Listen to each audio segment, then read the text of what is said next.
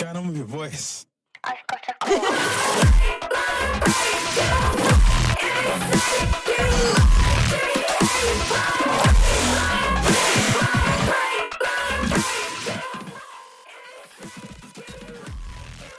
Welcome to Hell Island Reports. This episode is an interview with Anita, partner of political prisoner Sarah Jane Baker. We have an earlier episode recorded after Sarah's arrest but before her trial if you want to get caught up. Links to donate to the Free Sarah Jane Baker campaign are in the description.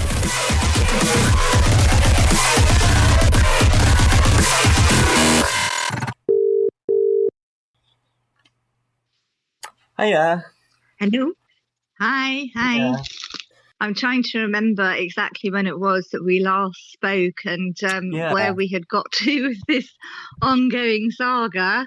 So anyway, on the day of the trial then, yes, what ended up happening, there was some sort of legal to and fro between solicitors about how procedure had been done up until that point, which Sarah was not very interested in. And I think she felt quite passive in the courtroom with these solicitors sort of arguing amongst each other. And she felt, well, you know, she knew whatever the outcome was of the trial, she was still going to be in jail because her license had been recalled. Because she had been under probation and that she already knew that they'd done that. So she was saying, well, she wanted to be able to have her chance at least to stand in court and say, you know, what had happened from her point of view. So after lunch, you know, her solicitor agreed that they'd stop the sort of procedural toing and froing and just let Sarah say her piece. Which she did, and she did really, really well. And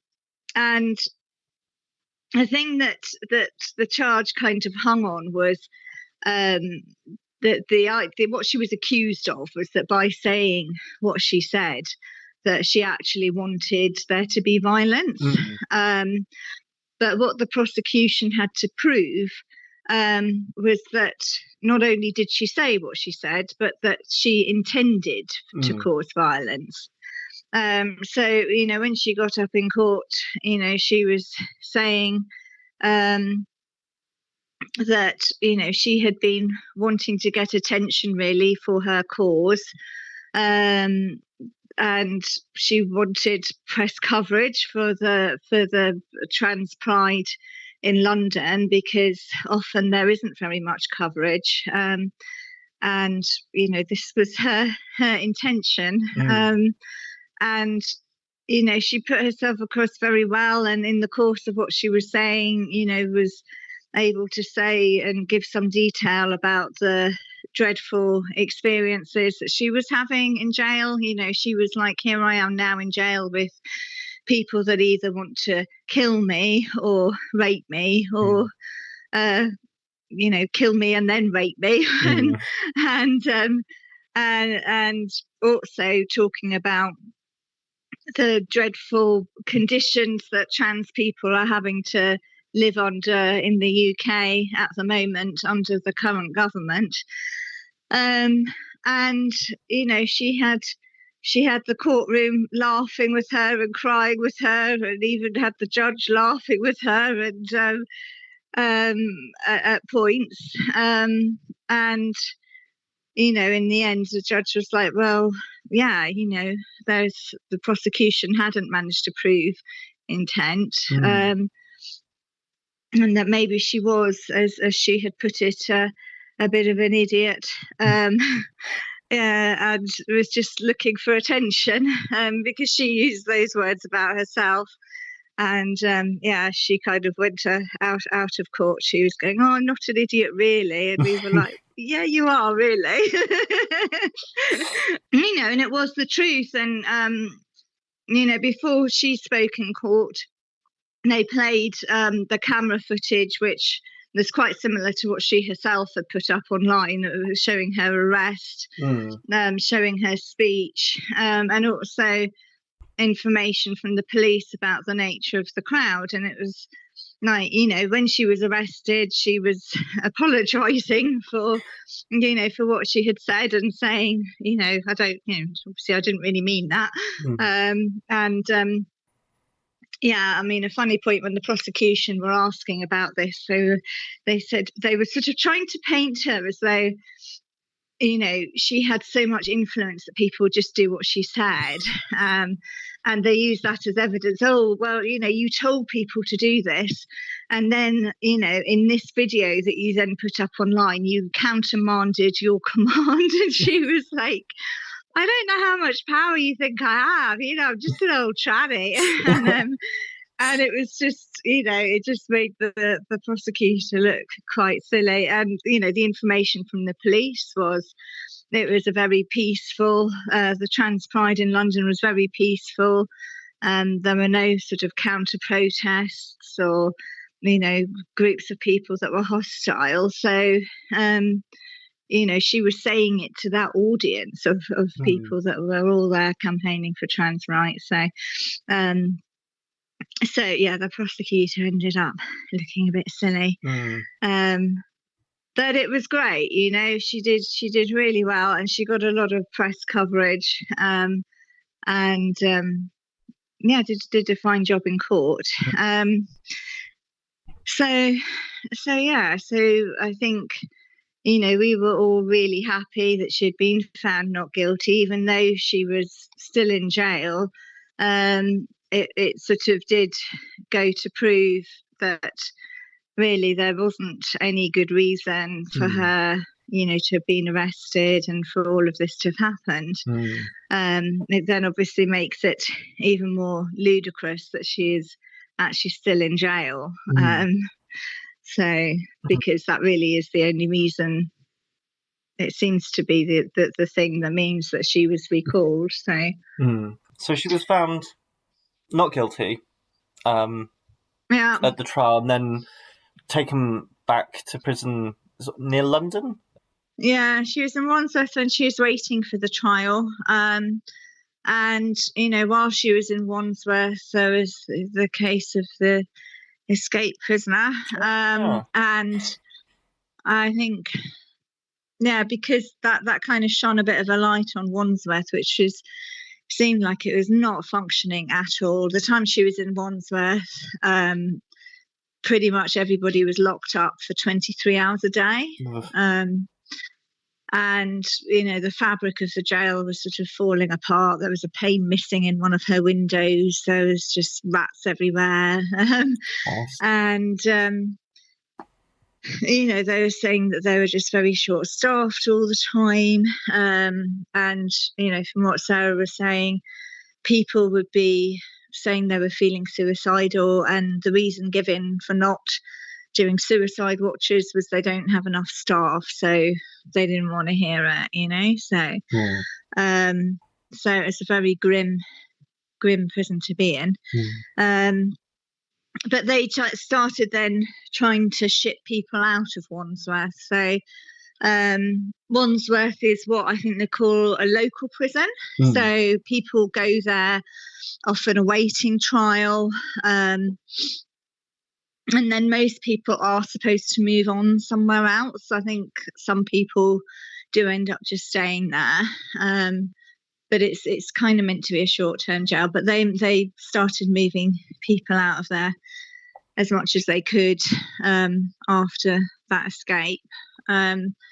So she rang me one morning when I was on my way to work, saying that in 10 minutes' time she was going to be transferred to the Isle of Wight. They don't give prisoners notice when they're moving them. So she was moved to the Isle of Wight. So that was a bit of a surprise. How much of a trek is it to get to the Isle of Wight from where you are, just to see her? I mean, so it takes me about 4 hours to get from London to the jail. which is a funny journey because it's from this end of London. It doesn't take too long in the car, but you then have to go and get a ferry. So often there's a bit of waiting time for the next ferry, which again, it's not a long crossing. It's you can get over in half an hour, but you have to, queue up and go across and get off and then get a bus. So yeah, all in all, that's how long it takes. So so it's at the moment I'm able to visit her almost every week. So one day of the week, that's what I'm doing. Good. The other thing that's happened to Sarah while she's been in the Isle of Wight is that they've stopped her hormones. Yes. So when she first got there, like I said, it's quite really stressful for her moving jails. But what happened in the first few days she was there is that one of the nurses that were giving her medication said that when her current stock of medications runs out, they probably won't be getting any more. Oh. So that was her sort of first realising that there might be any problem with her hormones, was kind of just being told that. And have they ever given a reason for that, or was it just we're out? Yeah, so she met up with the doctor after that, and I think they've said that they're worried about cardiovascular risks in giving someone in their 50s estrogen, but I feel like, well, there's always cardiovascular risks. You can make the same argument for HRT or for being on the pill, and some people would make the same argument for giving people testosterone as well, which is what they want to do instead, was to stop her being on estrogen and to give her testosterone. Yeah, because I've seen that cardiovascular risk thrown around as like why you shouldn't, why we need to further regulate HRT, and it seems like a bit of a anti-trans healthcare talking point. Yeah, because how people generally end up on hormone treatment and having a prescription for hormone treatment from their GP is that the gender identity clinic gives their advice on what should and shouldn't happen, and then the GP takes the advice of the specialists and prescribes on that basis. That's my understanding. And my understanding was that when somebody's in prison and they're trans and they're on hormones, that they should continue getting their hormone treatment unless there's advice saying something different from the gender identity clinic, which there hasn't been. It's been done by a GP. So a GP is a general practitioner. So by definition, they're not a specialist. And what hormone treatment someone who's trans is on is, generally considered a specialist area. But Sarah got a letter from the Gender Identity Clinic saying that it seemed to them that no matter what they advised, it was very unlikely that her GP was going to do anything other than prescribe her testosterone at the full dose that you would, that a man would be on if they had, so that's what they did. But in the letter that Sarah got from them, her prison doctor refers to her as somebody who's got XY chromosomes, and the appropriate treatment for somebody who has been castrated and who has XY chromosomes is for them to be on testosterone. So because Sarah gets a lot of side effects when her estrogen is stopped, she gets really severe hot flushes and night sweats and fatigue, and sort of brain fog type symptoms as well, all the kind of symptoms of menopause, but she gets them all really severely. And when she was saying, well, what's going to happen if I'm off my testosterone, off my estrogen, rather, he was saying, well, the testosterone would deal with those side effects. So that was what he wanted her to do. And, she was saying in that consultation, he was referring to her as a biological male. So again, it feels to me that this is really political. So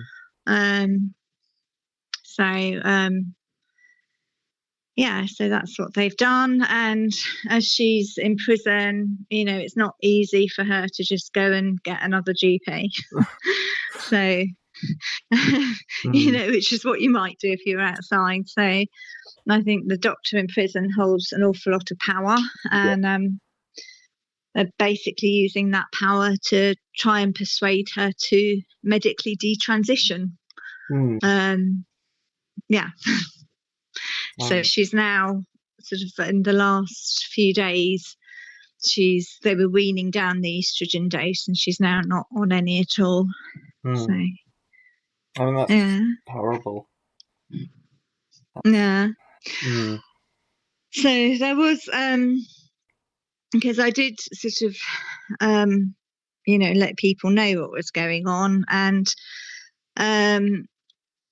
because the doctor's employed by a private company, and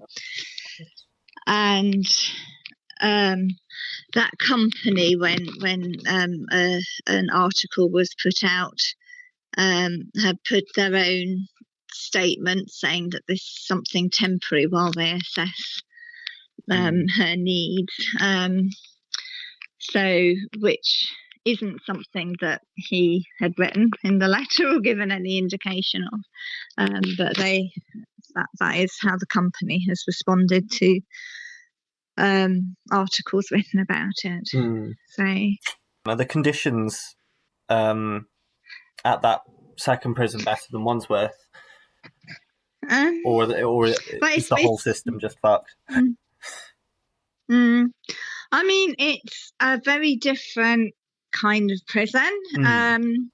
So, I think, again, when Sarah first got there, my impression is really with any change from one prison to another, it's quite a scary thing, because you don't know, often you don't know that you're going to be moved, and you then obviously don't know any of the staff or any of the other prisoners or how the regime works, because they're all really different. The rules about everything from, how you request things or how you can phone people, or it's all different from one prison to another. So it's really disorientating. And when she first got there, I think she was getting a lot of harassment again, which, I wonder if it's partly about it being a new set of prisoners. Of people making lots of inappropriate sexual comments to her. And she was threatened by another prisoner as well. But it's, so at the Isle of Wight prison, it's a vulnerable prison. It's a vulnerable prisoners prison. It's actually two prisons with two full boundary walls, Parkhurst and Albany. And I don't know if I explained before with vulnerable prisoners that it's basically prisoners that are more likely to get beaten up by other prisoners, which includes trans people in general. And the other groups that it includes is sex offenders. And in the Isle of Wight, most of the vulnerable prisoners seem to be paedophiles. And it's, in Wandsworth, she was on a vulnerable prisoner's wing. So it was a part of Wandsworth that, again, did have lots of sex offenders. But in the Isle of Wight, it's literally 2 prisons full of vulnerable prisoners that seem to be a lot of people that have committed really serious offences against children. So it's a very strange environment, I think, for Sarah to have found herself in. And yeah, there's sort of things about lots of paedophiles being housed together, and what becomes normal topics of conversation is quite different to what you find in the outside world. So so very odd. But I mean, she was moved to a therapeutic wing in the Isle of Wight. And there is a lot more kind of wing meetings and get-togethers and sort of classes and that sort of thing going on in the Isle of Wight. So it's no longer the 23-hour lockdown. There's on most days a lot more time out of the prison cell. But it's kind of a different set of problems. So I don't know if you said to Sarah, would she prefer one to the other? I'm not sure which one she would prefer. I think she's bothered by knowing that she's physically so far away from everybody. Yeah. So, yeah, on an island, there's something I think powerful, kind of psychologically, about being imprisoned on an island with a load of serious, people that have done serious offences against children. It's quite, quite just very strange. Yeah, very, as you say, very strange thing to cope with, particularly when sort of you're only there because of a backlog. Is hell of a situation to be in. I mean, she's very different from, I think, every other prisoner that she's met,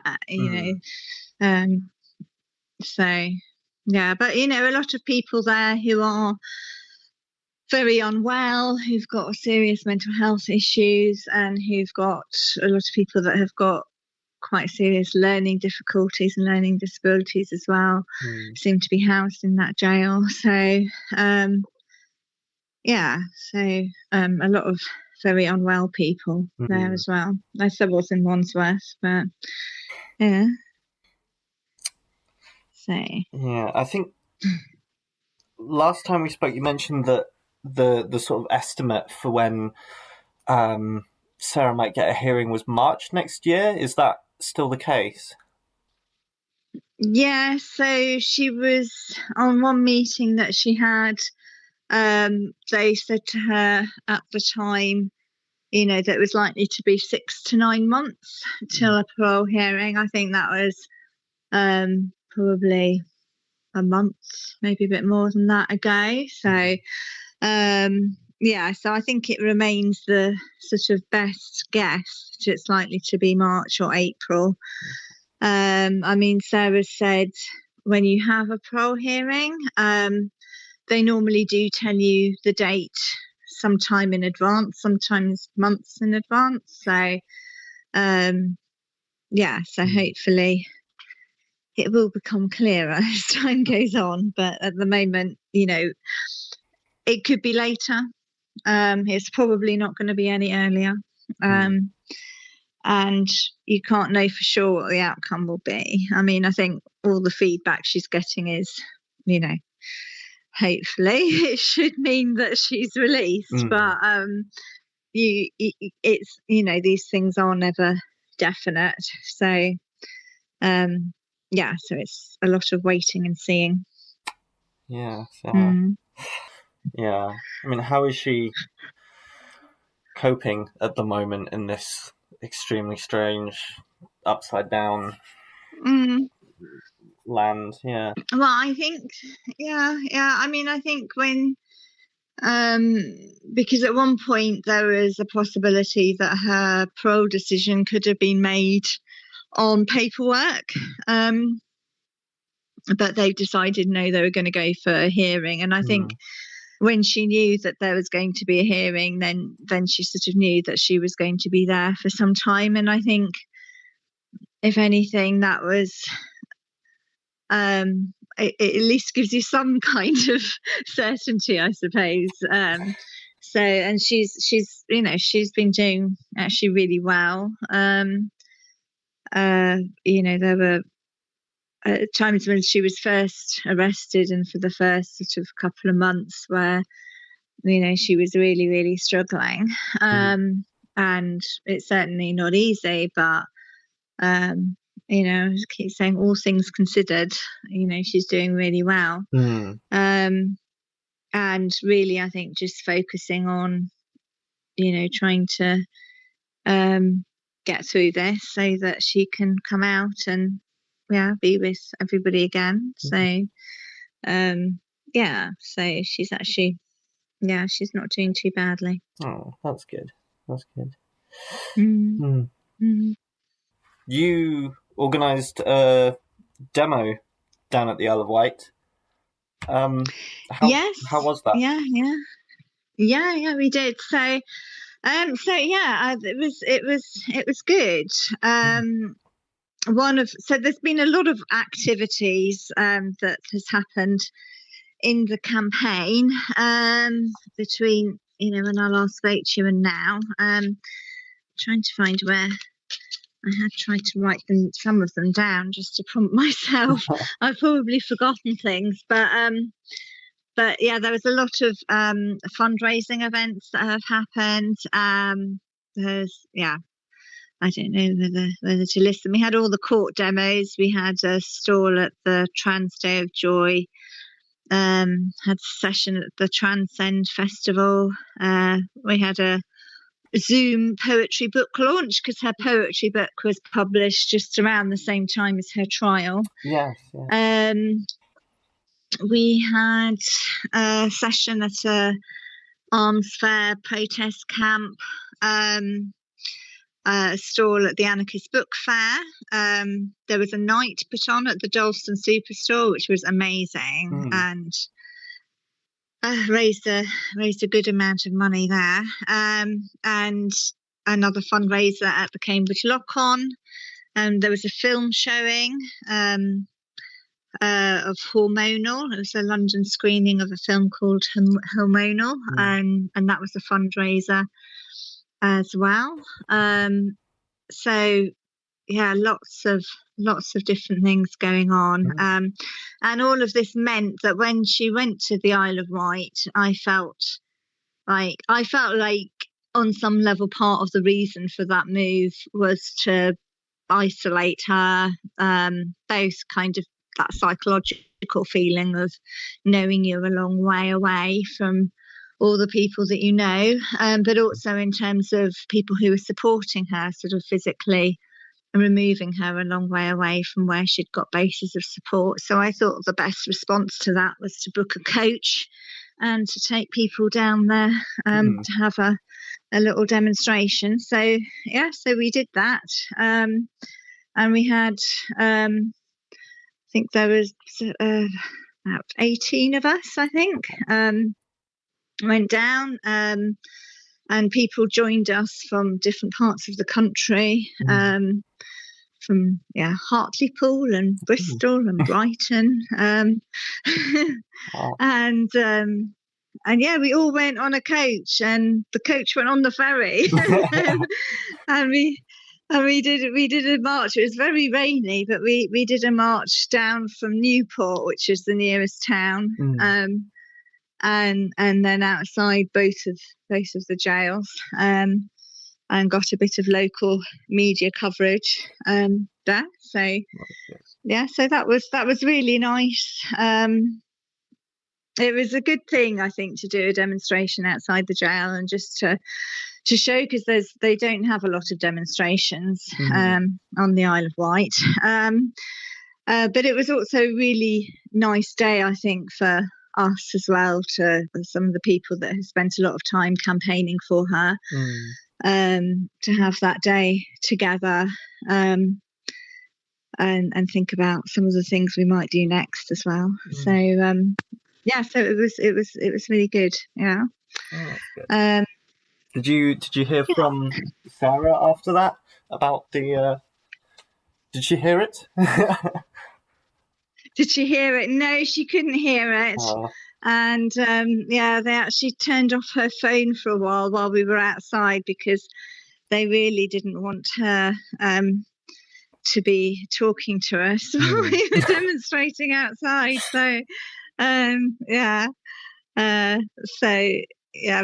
but the prison were all very well aware of what was happening. I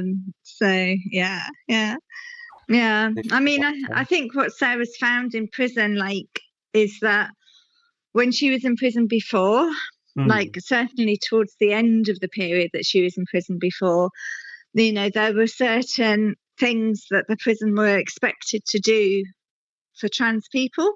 Trans people had certain kind of rights in prison, even if you weren't in the appropriate sort of gendered prison estate. And it just feels like now, because of the political climate, there's very little pressure on prisons or to actually do those things. In Wandsworth, Sarah wasn't able to shower separately, for example, so she just wasn't able to safely shower at all, because it was all communal showers, and it's like, well, she can't go and shower with a load of male rapists. It's just not a safe thing for a trans woman to do.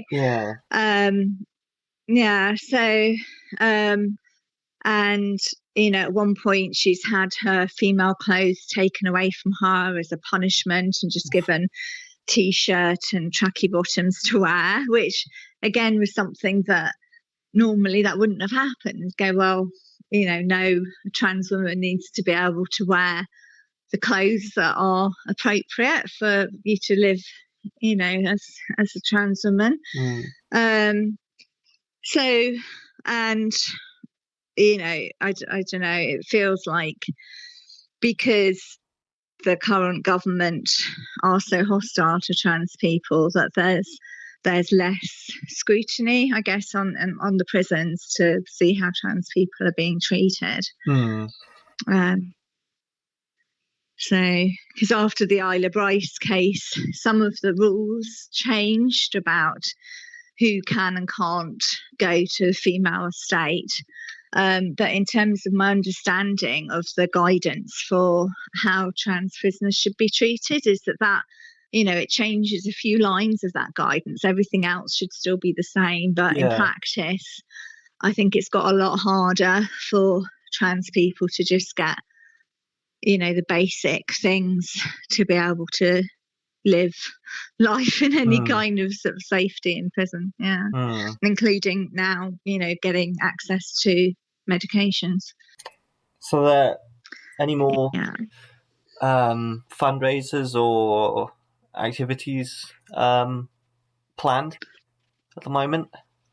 So going forward from here, I'm not too sure really, because we had the demo down at the Isle of Wight, and I think what's happened sort of since then with everything in Israel Palestine, there's been a lot of demonstrations and things focused on that at the moment.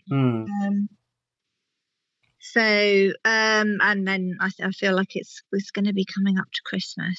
So there's a group of people in Brighton who are planning an event.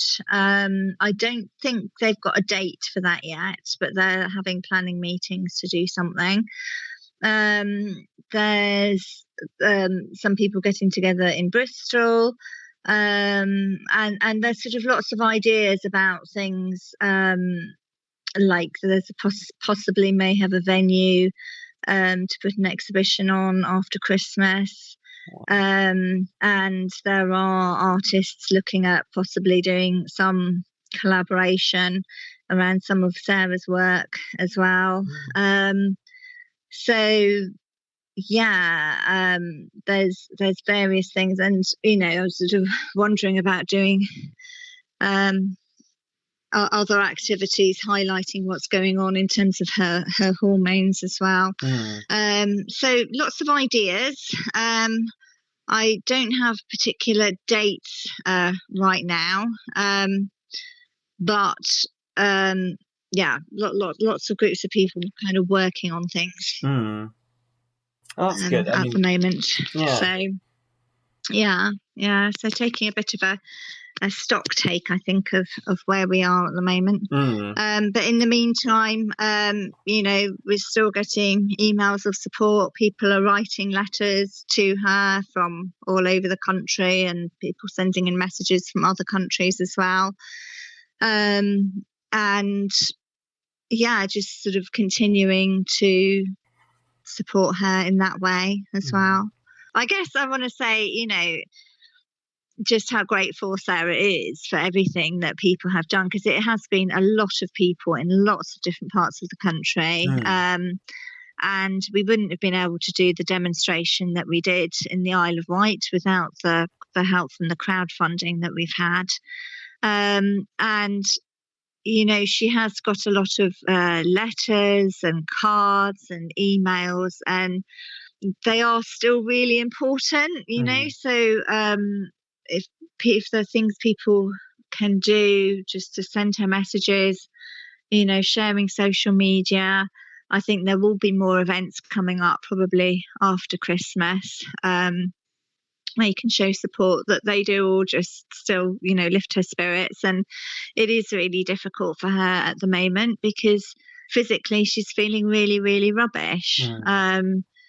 In the past, occasionally she's had times where she's had these effects, where she's just run out of her prescription. But it's only been for a few days, and she's now feeling the way that she is for months. And being faced with the choice of actually feeling really physically unwell or taking medication that would detransition her or make her gender dysphoria worse. So it's a really horrible situation she's in at the moment. She's quite determined not to take the testosterone. But yeah, so things that people can do still to show that support, please do. And she's generally not feeling up to, writing to people and taking lots of phone calls and things. But she does always, say to me to thank people for all the things that they've done, and that it does make her feel a lot better. So, yeah, so the solidarity does help. So, yeah, just a big thanks to everybody that's supported her. Cool. All right. All right. Take care. Thank you, you too. Bye. Bye. Bye. Thank you to Anita for taking the time to talk to the podcast again. A written summary of this episode is linked in the show notes of this episode, alongside a donation link to the campaign. A donation link to medical aid for Palestinians is also in the description. Consider giving to both. Music used is Mindbreak 018M by 399. Links to them and their music also in the show notes. Thank you for listening. Free Sarah Jane Baker. More reports to follow.